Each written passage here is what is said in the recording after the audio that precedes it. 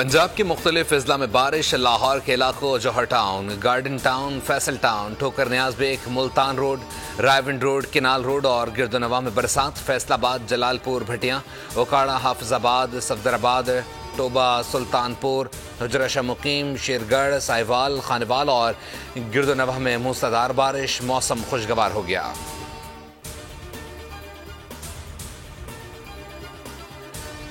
پاک سعودی عرب برادرانہ تعلقات وقت کے ساتھ مزید مضبوط ہو رہے ہیں۔ پاکستان تعلقات کو قدر کی نگاہ سے دیکھتا ہے۔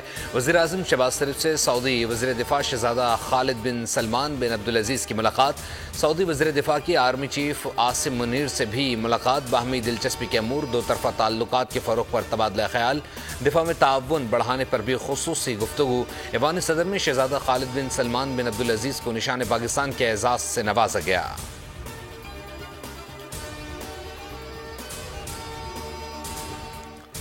وزیر خارجہ اسحاق ڈار نے برسلز میں نیوکلیئر انرجی سمٹ کے موقع پر director general international atomic energy agency Rafael Mariano Grossi سے ملاقات کی۔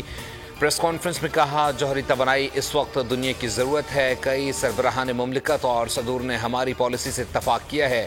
قدرتی آفات سے پاکستان کو معاشی طور پر بھی بہت نقصان ہوا۔ ترکی کے ساتھ ٹریڈ بڑھانے سمیت دیگر شعبوں میں تعاون پر گفتگو۔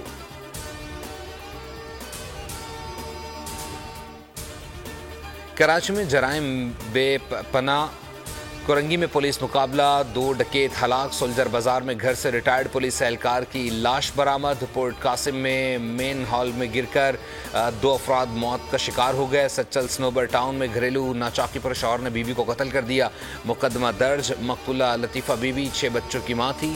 دوسری جانب لانڈی سے 1700 لیٹر ایرانی ڈیزل اور کروڑ روپے مالیت کی منشیات برآمد۔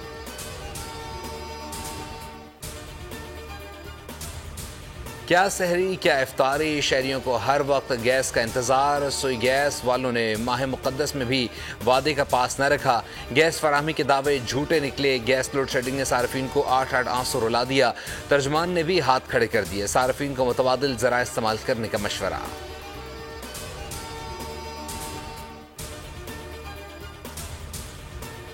اسرائیلی بربریت نہ تھم سکی، سحر افطار کے اوقات میں اسرائیلی فوج کے زمینی اور فضائی حملے جاری، 24 گھنٹوں میں 82 افراد شہید، 100 سے زائد زخمی، الشفا اسپتال پر اسرائیلی طیارے مسلسل آگ برسا رہے ہیں، غذائی قلت، مناسب کھانا اور دوا نہ ملنے کے باعث سینکڑوں بچے روزانہ دم توڑ رہے ہیں، سیکرٹری جنرل انطونیو گوتریس کا غزہ مصر سرحد رفح بارڈر کا دورہ، سرحد پر سنگدلی کی انتہا ہے، UN سیکرٹری جنرل کا جذباتی بیان، کہا عالمی برادری امداد کی غزہ رسائی کے لیے اسرائیل پر دباؤ ڈالے۔